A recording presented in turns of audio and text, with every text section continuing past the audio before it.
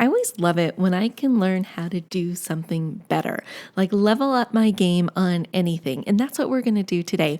We are talking about the top Instagram story mistakes people make and how to fix them.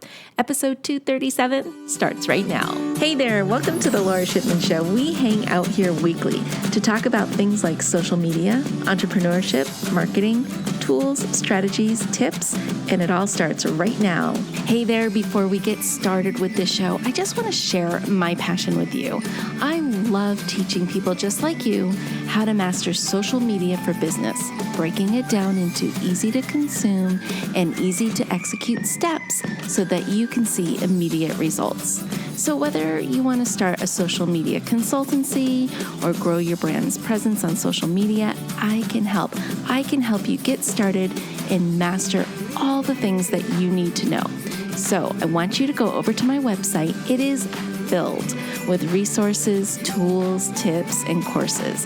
Visit lorashipman.com. That's LORA shipman.com to get all the goods. Now, you ready for the show? I know I am.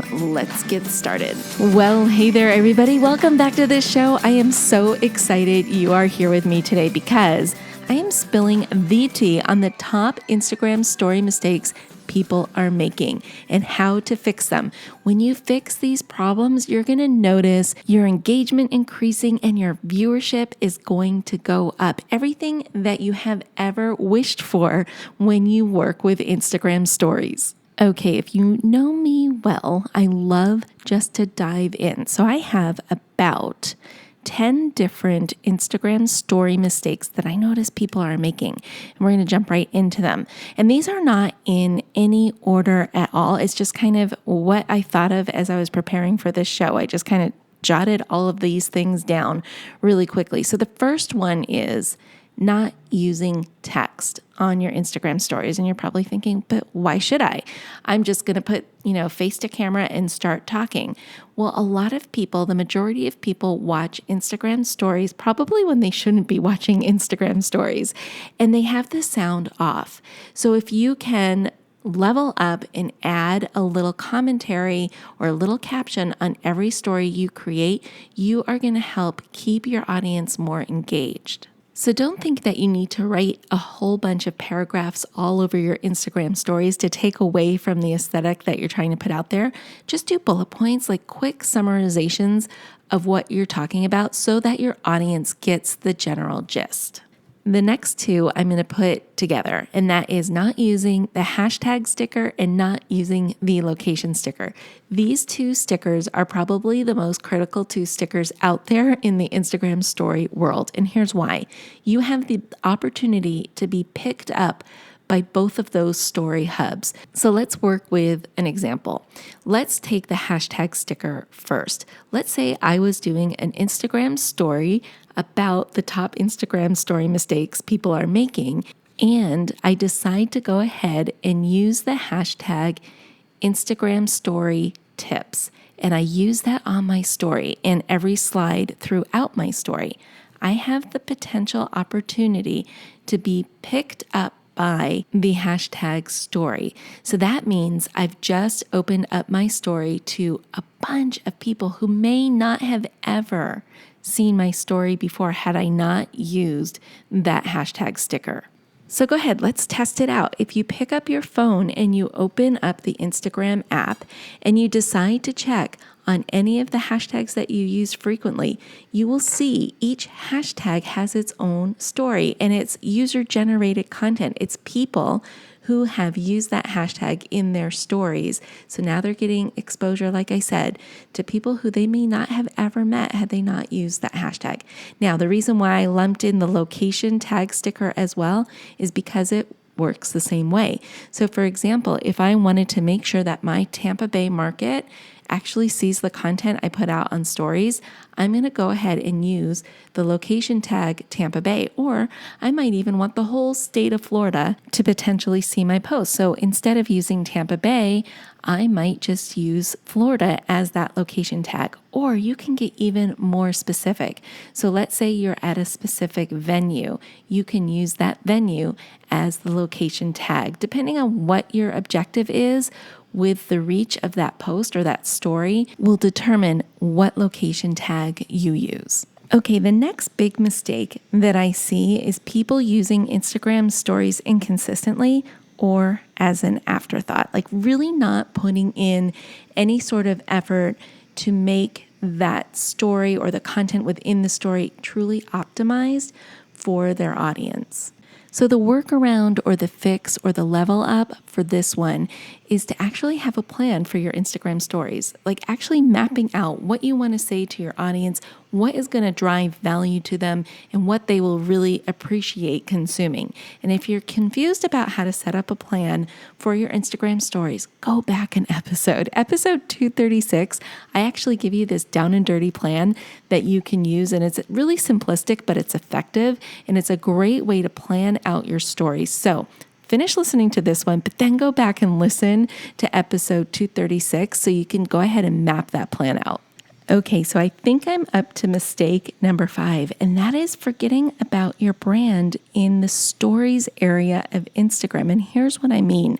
Sometimes you'll just go ahead and throw up a story just to get it up there without thinking through the colors that you're using on that story, the elements that you're adding in. And by elements, I mean GIFs and things like that. And also the fonts that you're using and how you display those fonts in the story you're using. And why this is so important is because there is a shareable option within Instagram stories. That means people can share your story to a bunch of different people if they wanted to. How cool would it be if all of a sudden your content becomes recognizable? And if people keep sharing your content, your brand is recognized because you use certain filters, colors, GIFs, a certain type of font, all of these things that you create to make a unique voice on Instagram. You really want that recognition as you grow. The next mistake I see people make is forgetting to hide hashtags and location stickers. You can do this so it doesn't have to clutter up your screen.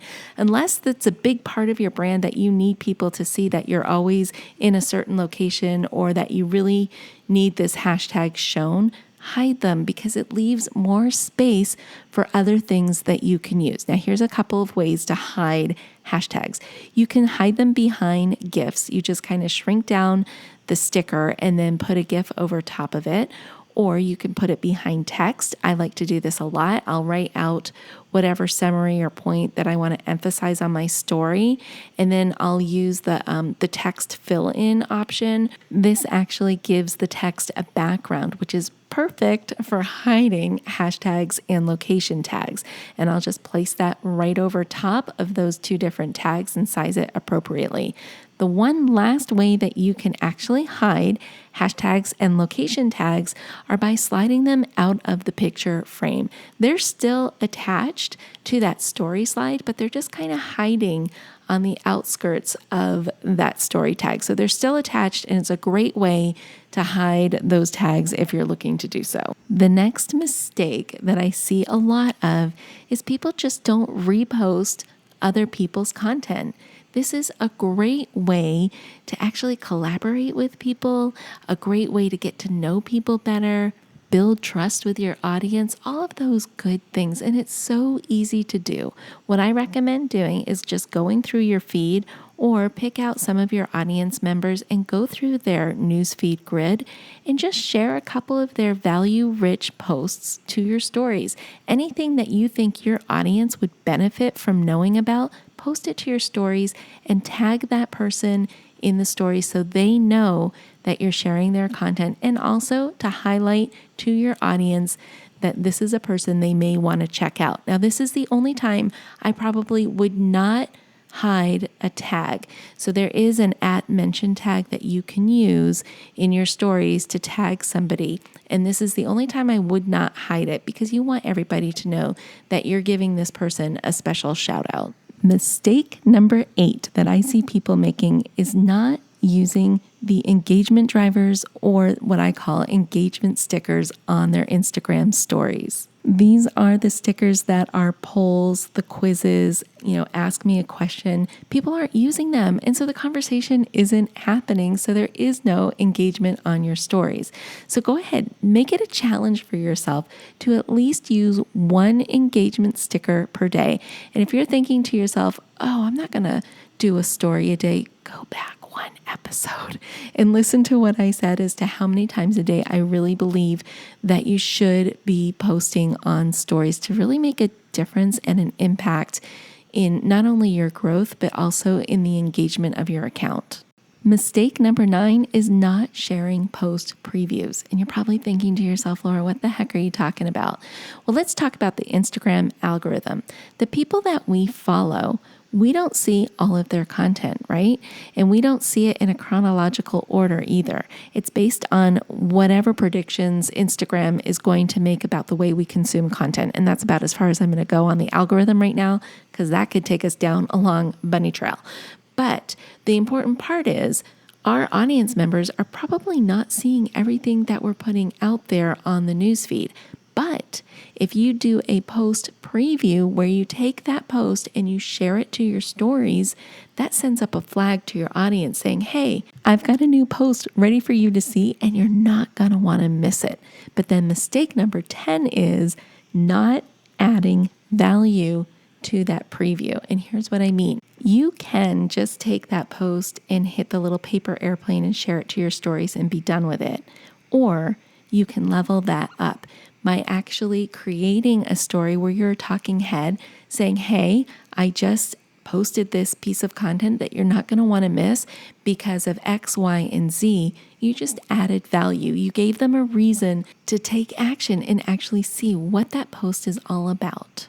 Another way you could do this is actually build curiosity by giving them a bonus tip in the stories, but then they would have to go back to the post to see what tips 1, 2, and 3 were, or whatever your content says. So get creative. Think about how you can add a little bit of extra value and a little bit more interest that causes people to leave the stories portion of Instagram and actually go to your feed post.